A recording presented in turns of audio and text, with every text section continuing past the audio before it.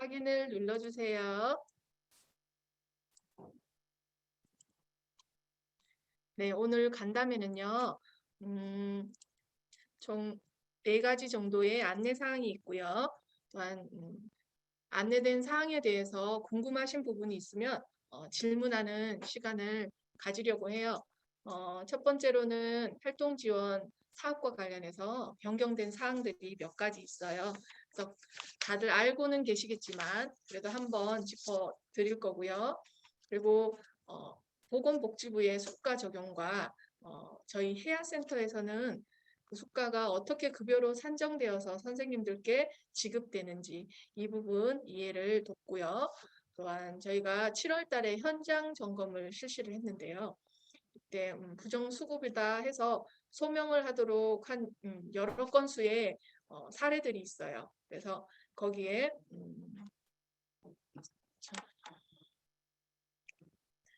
아주 특별한 두 부분에 대해서 저희가 안내를 드리고요. 그리고 율전농협의 이은숙 차장님이 나오셔서 노후 준비 일환으로 퇴직연금 제도에 대해서 안내 드리도록 하겠습니다. 먼저는 다들 아시죠? 수가의 변동 13,500원에서 14,020원으로 인상되었고 그 인상된 부분에 야간이나 공휴일에는 50% 가산되는 부분이고요. 그리고 원거리 교통비가 있어요. 원거리 교통비는 작년에 비해서 50% 인상이 되어서 4,000원에서 6,000원으로 변경되었는데요. 읍면 이해 행정구역을 포함하고 있는 시외 거주 이용자를 기준으로 지급을 하고 있어요. 이용자와의 서비스가 한 달 이상 유지가 되었을 때 그 이후에 센터에서 지자체에 신청을 하면 선생님들이 다음 달 급여부터 산정해서 받을 수가 있어요. 10km 미만은 6,000원, 10km 이상은 9,000원으로 지급이 되고 있어요. 하루 비용이에요. 서비스를 제공한 당일 하루 비용이에요. 그리고 이용자와 동일한 미에 거주하시는 활동지원사분께는 제공되지 않고 있어요. 예, 지급되지 않고 있어요. 예, 가까우니까 제외되고요.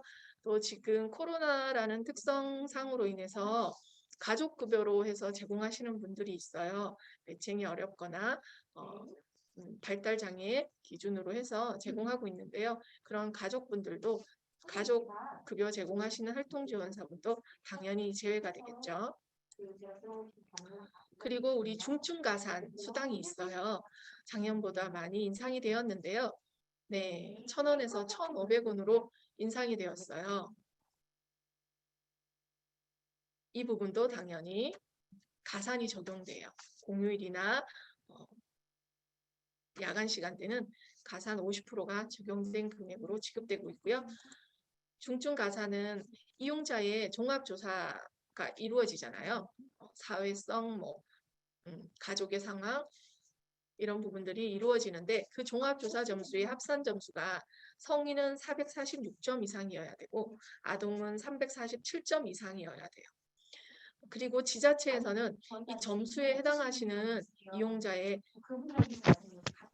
이용자를 기준으로 자동으로 당연히 적용해서 지급을 하고 있어요.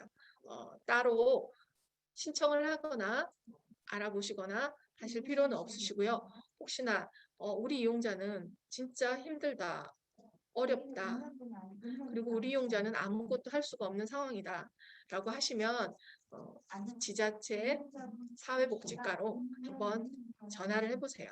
우리 이용자는 평가 점수가 몇 점인지 문의할 수가 있어요.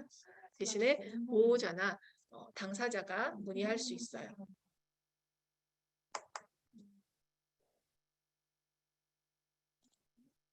그리고 저희 본인 부담금에 대해서 예전에는 없었던 부분이에요. 한번 정해지면 소득이 변경되지 않은 한 그냥 그대로 갔었는데 올해부터는 본인 부담금에 대해서 너무 과다하다 하시면 이의 제기를 할 수 있어요. 그렇게 했을 때 민원센터 동사무소를 통해서 이의 제기를 할 수 있고요. 그렇게 했을 때 재산정을 해서 정말 많이 부과되었다 하면 환급도 해주고, 근데 했더니 너무 작게 부과되었다 그러면 추가 납부도 가능하게 되어 있어요. 이 부분은 정말로 현격하게 차이를 느끼지 못한다면 네, 굳이 안 하셔도 될 것 같아요. 이용자분께서 정말 아무것도 없는 상황인데 본인 부담금이 발생하고 있고 비용이 너무 많은 것 같아. 그리고 이용자분이 너무 부담된다라고 호소를 한다면 한번 신청해 보셔도 될 것 같아요. 네. 그리고 저희가 원거리 교통비와 가산수당을 지급하고 있는데요.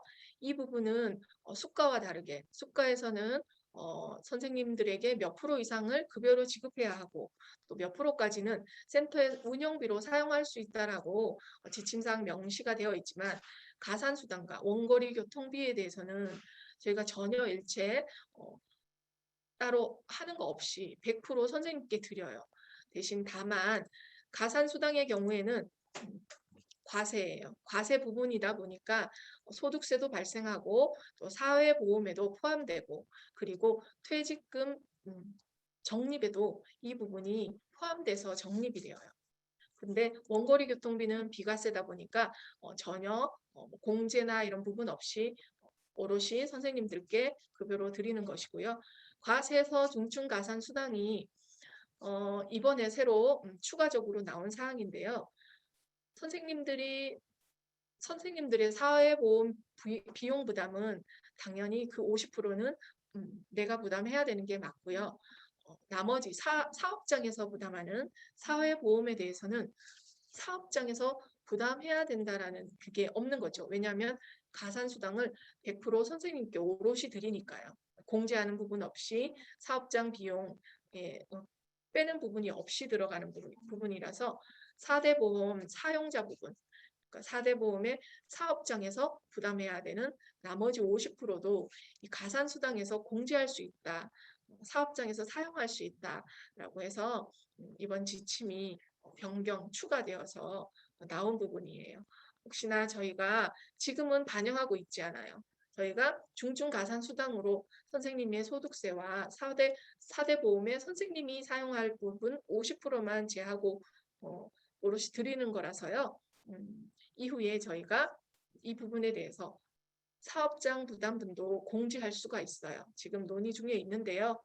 당장은 아니더라도 내년 재계약을 할 때라도 반영이 될 수 있으니까요. 그때 왜 그러지?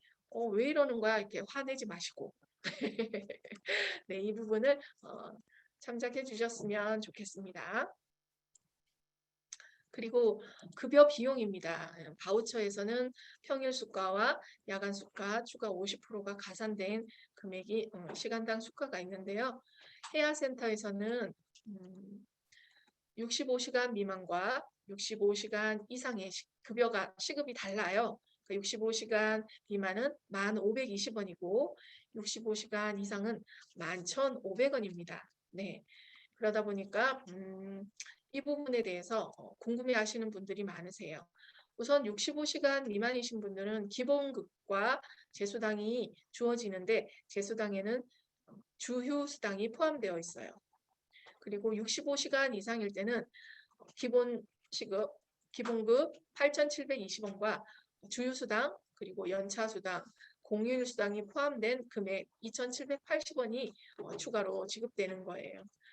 그리고 저희가 가산이 적용되는 시간, 야간이나 공휴일에는 급여가 전체 11,500원에서 1.5배 가산을 하여서 계산하시는 선생님들이 많으신데요. 그렇지 않고 재수당에서는 1.5 가산을 하지 않아요. 왜냐하면 근로시간에 대한 연차수당, 근로시간에 대한 공휴일수당이기 때문에 기본급에는 가산을 하지만 연차수당이나 공휴일수당까지 가산을 할 수는 없는 거거든요. 그래서 우리 해야센터의 급여 계산법은요. 평일 120시간을 하고 가산이 적용되는 공휴일 20시간을 하셨다면 네, 계산법은 이렇습니다. 120시간 곱하기 11,500원 그리고 공휴일에 제공한 20시간 곱하기 15,860원 이렇게 계산하여서 급여가 지급되고요. 또 간혹 이렇게 착각하시는 분들이 계셔서요. 20시간에 대해서 1.5 가산을 해서 30시간으로 계산을 해서 합산을 한 다음에 150시간을 11,500원으로 계산을 하면 급여가 달라집니다. 하지만 이 계산법은 잘못된 계산법입니다. 네, 이 부분 잘 기억해 두세요. 급여 지급 때마다 나 급여가 왜 이렇게 나왔지 하고 문의하시는 분들이 계셔서 제가 한번 안내를 드렸고요. 저희는 누차 말씀을 드렸다시피 계약서에도 명시가 되어 있지만 연말정산이나 퇴직 시 저희가 재정산을 할 거예요. 왜냐하면 저희가 연차수당과 공휴일수당을 먼저 지급을 하는 거잖아요. 네, 좀 안타깝지만 먼저 지급을 하는 거예요. 그래서 먼저 지급을 받으시고 그만큼 내가 연차수당이 그 연한이 장기 근속으로 인해서 연차수당 연한이 많다. 근데 그동안 받았던 게 부족하다. 그럼 저희가 정산을 해서 부족하게 드렸던 부분은 추가로 더 지급해 드리고 근데 내가 1년 미만인데 월차 개념으로 한 달 한 개씩 쌓였다. 그러면 더 많이 지급받은 격이 되거든요. 그래서 그 부분은 다시 환급을 하시고 또 공휴일수당도 마찬가지예요. 공휴일수당을 내가 계속 급여에 포함해서 받고 있는데 나는 매번 공휴일마다 근로를 했어. 24시간 근로를 하기 때문에 매번 근로를 했어. 그러면 이 공휴일수당을 다시 정산해서 더 추가로 지급해 드리고요. 나는 공휴일수당을 받았지만 공휴일에 전혀 일을 하지 않고 주 5일만 근로를 했어. 하시면 네, 그 부분은 다시 환급되어야 되는 게 맞습니다. 네. 그리고요, 저희 가장 많이 질문하시는 부분이에요.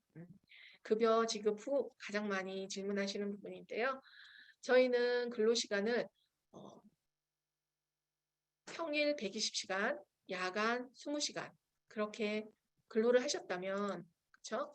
근로시간은 휴게 시간을 제외한 실제 이용자 댁에서 머무른 시간, 그 시간을 근로시간으로 보고 있거든요.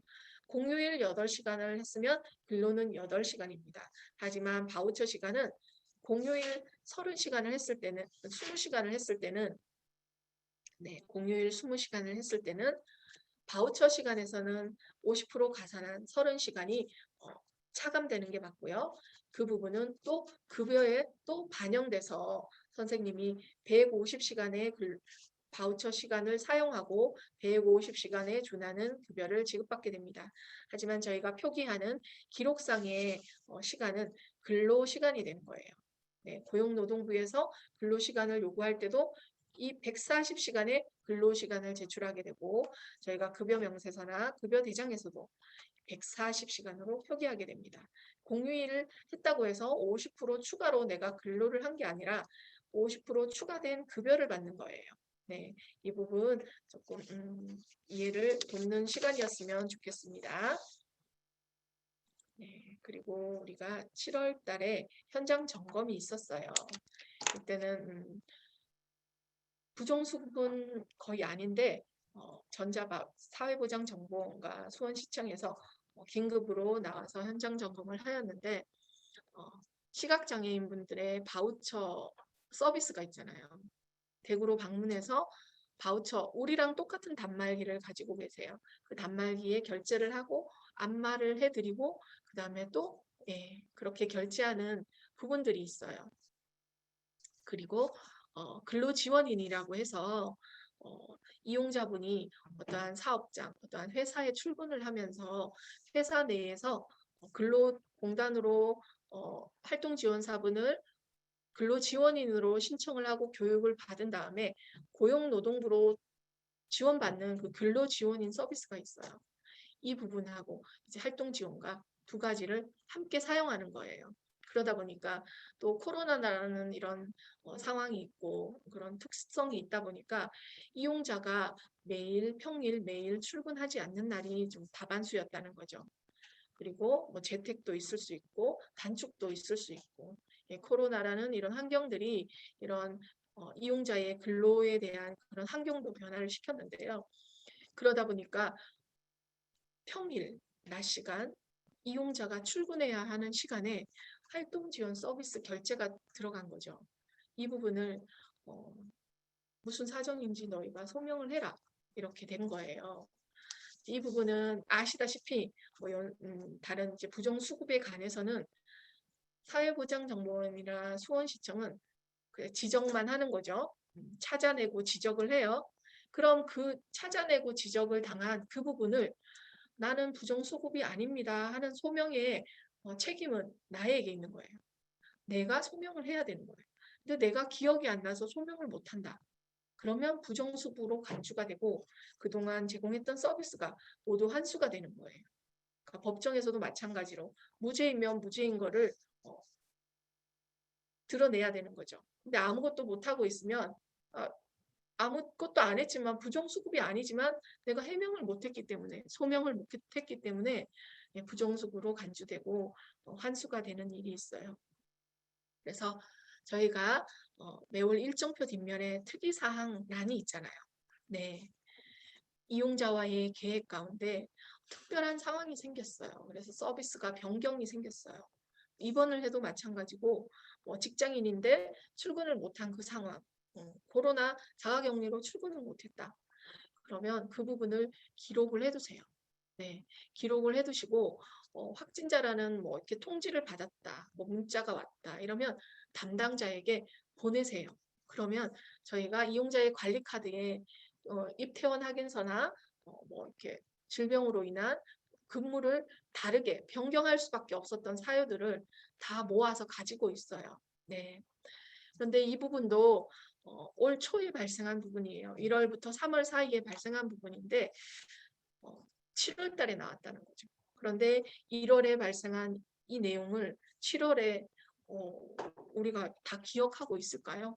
네, 그게 참 힘든 부분입니다. 그래서 선생님이 다이어리를 준비하셔도 되고요. 제가 초에 나눠드렸죠. 거기에 날짜별로 특이한 사항을 기록하셔도 되고요.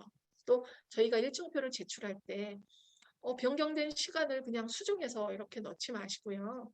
네, 변경된 특이사항을 작성하시는 게 더 좋은 방법인 것 같아요.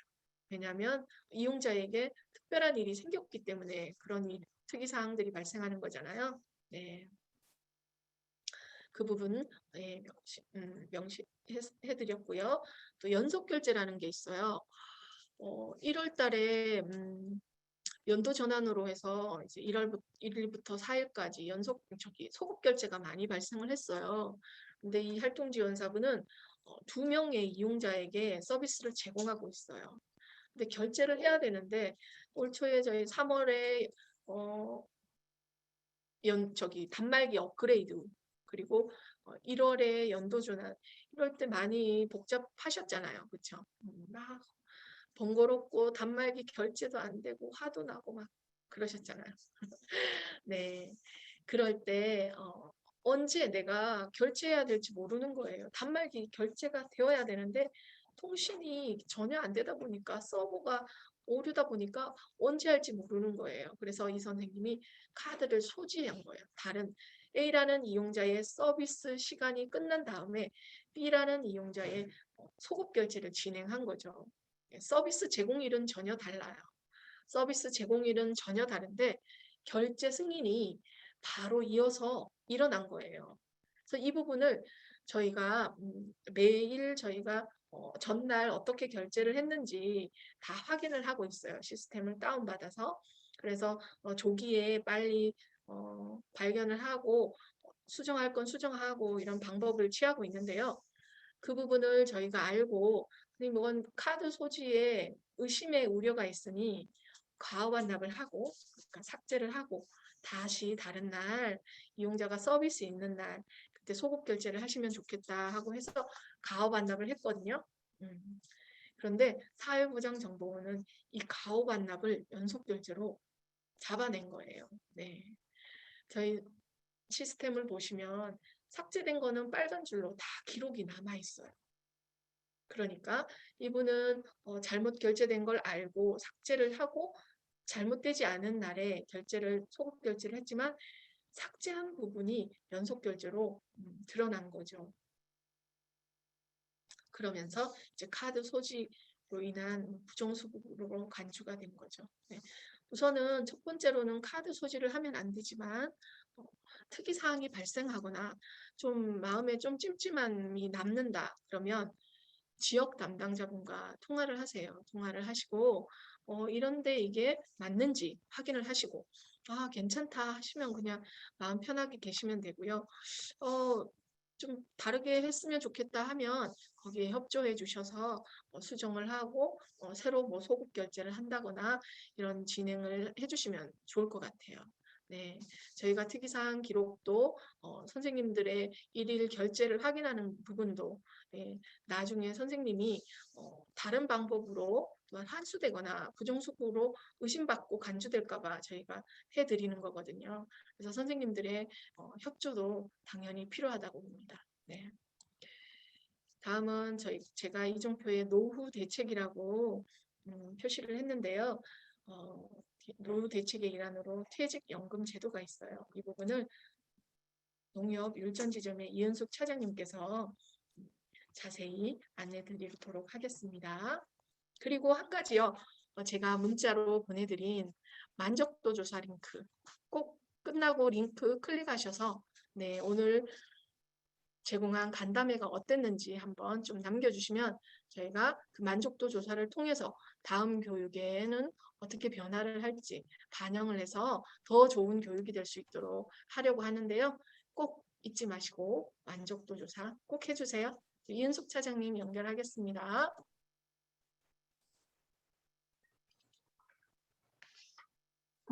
안녕하세요. 저는 농협은행 율전지점의 이은숙 차장이고요. 저는 해야 근로자분들의 사내 적립되어 있는 퇴직금을 저희 농협은행의 확정기여형 퇴직연금으로 옮기는데 도움을 드리고자 참석했습니다. 그럼 함께 퇴직연금에 대해서 알아보도록 하겠습니다. 우리나라의 연금 제도를 보면 국민연금, 퇴직연금, 그리고 주택연금 여기에 하나 더 추가하면 개인연금이 있죠. 정부에서 국민들의 노후를 완벽하게 책임질 수 없기 때문에 국민들 스스로 노후를 준비할 수 있도록 각종 세제 혜택을 통해 지원을 해주고 있는데요. 우리 퇴직금 기존처럼 하면 되는데 귀찮게 왜 은행에 가서 자꾸 연금 가입하라 그럴까 하시죠. 2005년도 근로자 퇴직급여 보장법이 제정이 되면서 내가 다니던 회사가 문제가 생기더라도 근로자의 퇴직금을 꼭 지켜줘야겠다는 정부의 의지로 근로자를 위해 선진국에서 도입된 제도가 바로 이 퇴직연금 제도예요.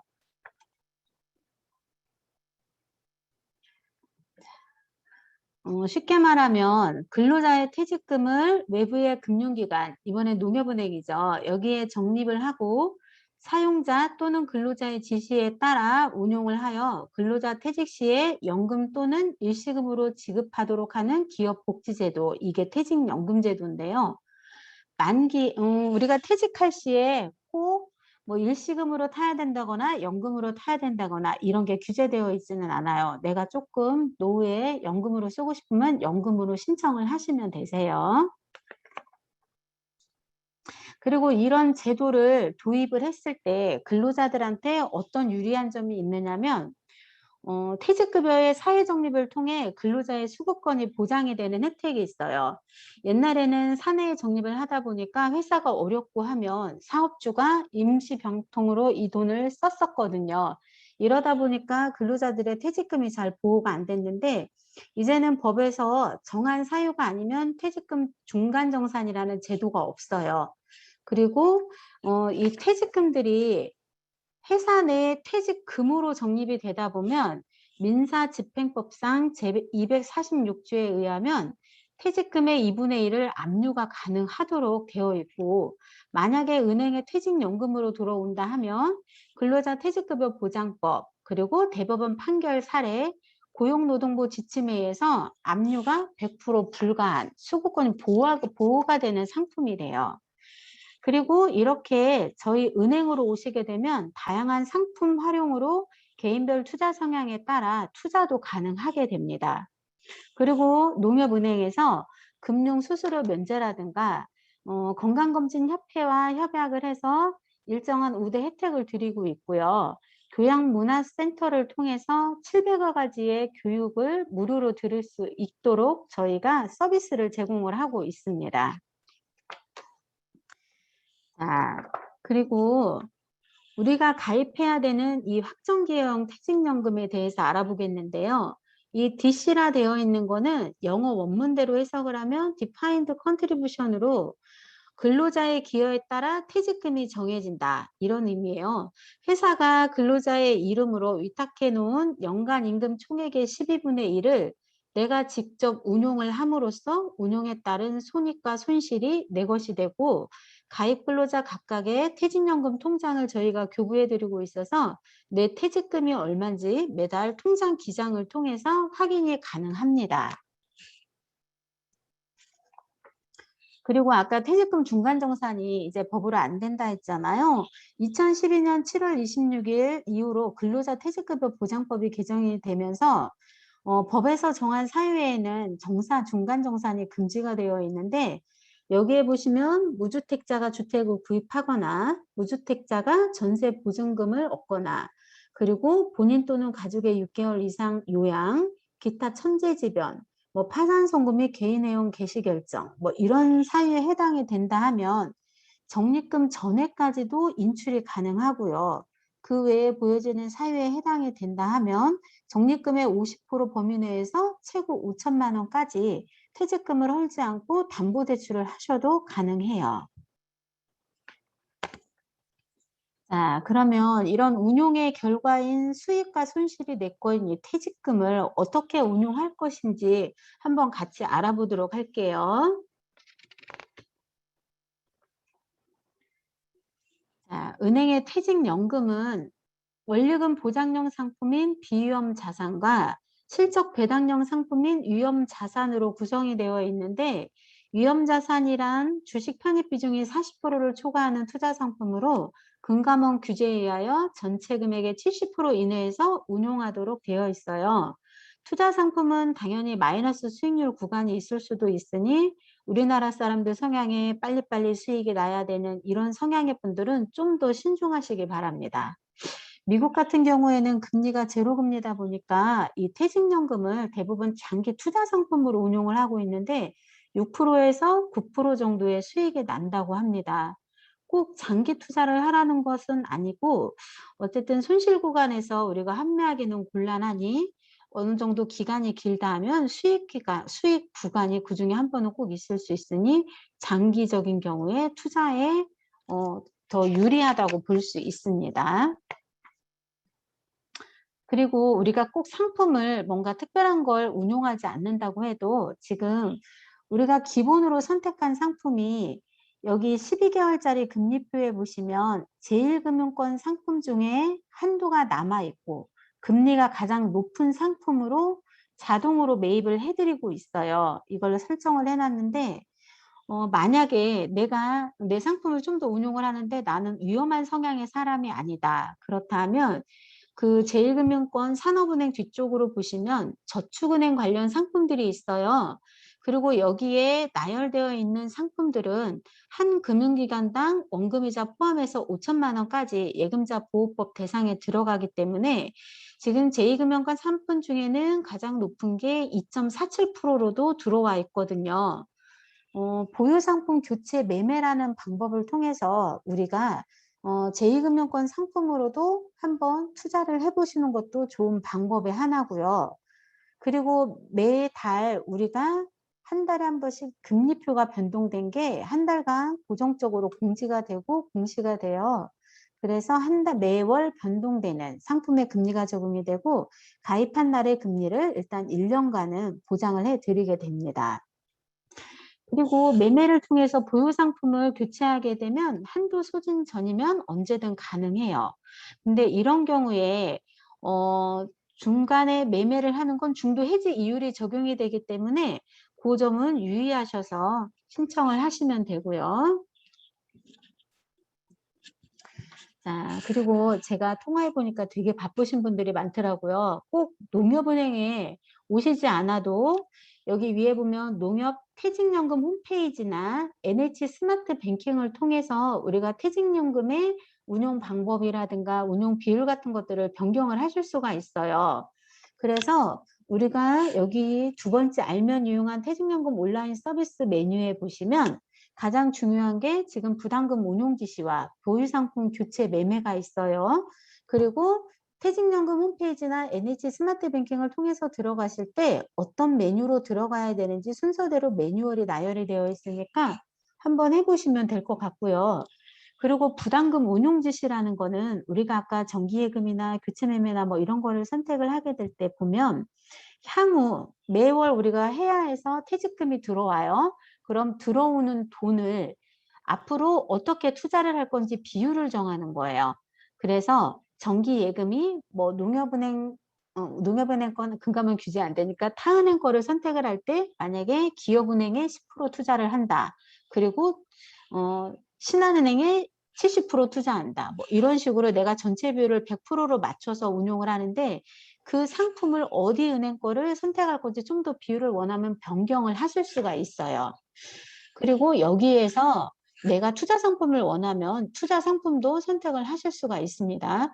그리고 보유 상품 교체 매매라는 게 있어요. 이거는 뭐냐면 그동안 나에게 누적되어 있던 퇴직금을 어떤 상품으로 교체할 건지, 부담금 운용 지시 첫 번째 거는 앞으로 들어올 돈, 보유 상품 교체 매매는 기존에 들어와 있던 돈, 이거를 변경하는 방법인데 만약에 내가 기존에 제일 1년짜리 정기예금에서 2년짜리 제2금융권 상품으로 변동을 한번 해보고 싶다. 그럴 경우에 보유상품 교체 매매를 통해서 상품을 변경을 하시면 됩니다.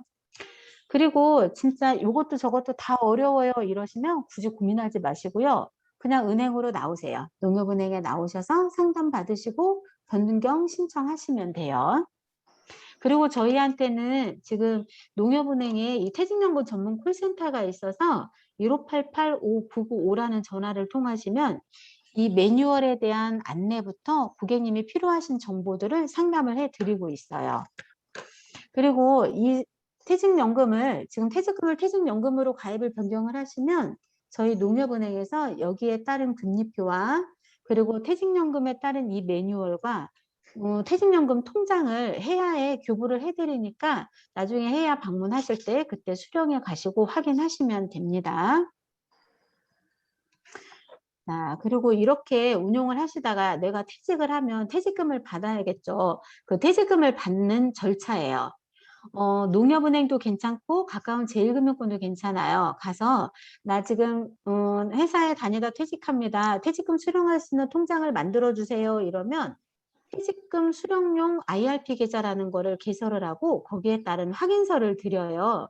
그리고 확인서를 드리면 고객님은 그 확인서를 가지고 회사에 와서 퇴직금 지급 신청을 요청을 하시면 돼요. 그러면 그 지급 신청서를 회사에서 저희 농협은행에 주고 저희는 그 진위 여부를 확인을 해서 고객님이 만들어 오신 퇴직금 IRP 통장에 퇴직금을 지급을 해 드리게 됩니다.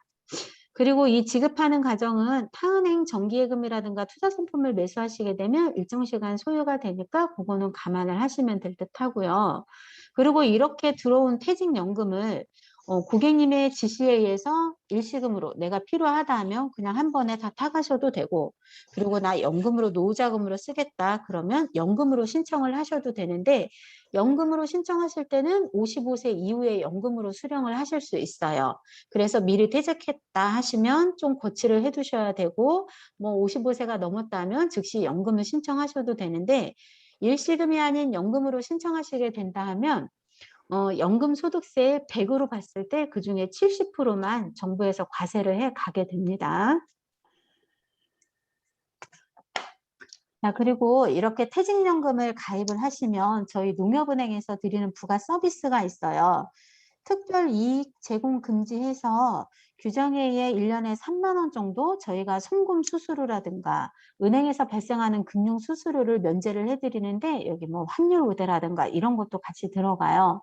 그리고 NH 퇴직연금 교육문화센터를 통해서 나와 가족들 모두 700여 가지의 뭐 자격증이라든가 뭐 영어, 뭐 필요하신 외국어 이런 것들에 대한 뭐 취미라든가 이런 것들도 이 사이트에서 무료로 이용을 하실 수가 있고요.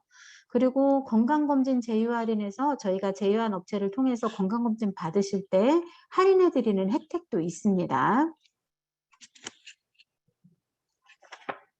자, 지금까지 제가 퇴직연금에 대해서 설명을 해드렸고, 한번 요약을 해드리자면, 회사 내에 퇴직금으로 적립을 하면 나는 내 퇴직금이 얼마인지 알 수가 없어요. 물어보기 전에는. 그리고 퇴직금에 대해 내가 할 수 있는 게 없어요. 근데 농협은행에 이렇게 퇴직연금으로 들어오시면, 아까 말씀드렸듯이 수급권도 보호가 되고, 압류 방지도 되고, 물론 나는 압류 안 될 거예요. 이러지만 살다 보면 아무도 몰라요. 어려운 일이 꼭 생기는 분들도 있고 아닌 분도 있긴 하지만. 그리고 이렇게 퇴직연금으로 들어오시면 우리가 통장을 드리니까 매월 통장으로 내 퇴직금이 불어나는 걸 확인을 하실 수 있어요. 그리고 농협은행을 통한 부가 서비스도 혜택도 같이 보실 수 있고 안 들어올 이유가 없죠. 혹시 제가 지금까지 설명드린 퇴직연금에 대해서 궁금하신 사항 있으시면 질문 받도록 할게요. 사장님, 저 네, 이은혜입니다. 네, 안녕하세요. 네, 안녕하세요. 저기 네, 율전 지점이라겠죠. 네, 네, 그러면 이 교육을 받았으니까 지금 네. 아까 말씀하시는 중에 저기 농협으로 한번 나와서 이거를 어떻게 하라 그렇게 말씀하시는데 내가 지금 잘못 들었나 하고. 아니에요. 우리가 퇴직연금을 가입을 하려면 아까 그 드리는 부가 서비스나 이런 것들이 내 주민등록번호로 확인을 하거든요. 저희 전산에서. 네, 그래서 내 정보를 퇴직연금에 가입하는 내 정보가 있어야 내 퇴직금이 네. 내 정보 안에 들어오고 그 정보를 통해서 우리가 고객님한테 우대 서비스를 드려요. 그래서 거기에 따른 정보를 제공하고 나의 퇴직연금을 이제 퇴직금에서 퇴직연금으로 가입해요라는 신청서를 쓰시는 거예요. 근데 신청서. 그쵸. 음, 근데 이거를 고객님들의 근로자분들 편의를 위해서 꼭 저희 농협에 방문하지 않으셔도 해야에서도 접수가 가능하고요.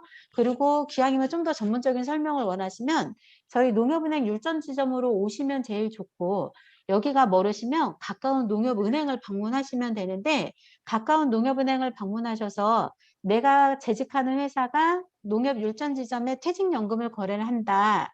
내가 이번에 퇴직금에 가입하려고 하는데 서류를 뭘 써야 하냐 하고 물어보시면 그 직원을 통해서 저희가 필요한 서류나 이런 것들을 안내를 해드릴게요. 은행에 가실 때는 신분증만 가지고 가셔도 돼요. 네. 그러면 지금 율전 지점 농협에 가려면 뭐 가져가야 됩니까? 그냥 신분증만 가지고 오세요. 네. 네. 그리고 여기 제가 지금 띄워놓은 거에 저희 약도 있어요. 혹시 알고 회사 있어요. 근처, 저희가 그 해야 근처에 멀지 않은 곳에 있으니까, 예, 예, 알고 혹시, 있어요.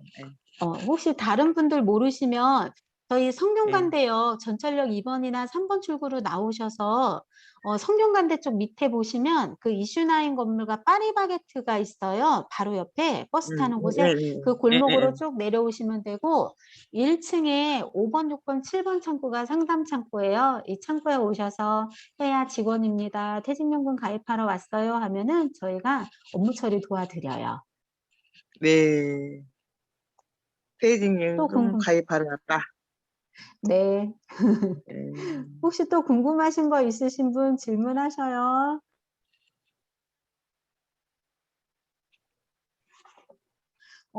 지금 질문하시기 어려우면 저희 농협은행 율전지점 제가 퇴직연금 담당하고 있으니까 전화하셔서 물어보셔도 괜찮으세요. 혹시 질문 없으시면 오늘 퇴직연금 함께 해주셔서 너무 감사합니다. 언제든지 궁금하신 거 있으시면 전화하시고 오시기도 하셔요. 감사합니다. 네, 율전농협의 이은숙 차장님 수고 많으셨습니다. 네, 감사합니다. 선생님 귀한 시간 내주셔서 감사드리고요. 우리 선생님들도 저녁 식사 맛있게 하시고요. 마지막으로 만족도 조사 꼭 클릭해서 들어가 주세요. 다음을 위해서 꼭 부탁드립니다. 수고하셨습니다. 네, 수고하셨어요. 감사합니다. 수고하셨습니다.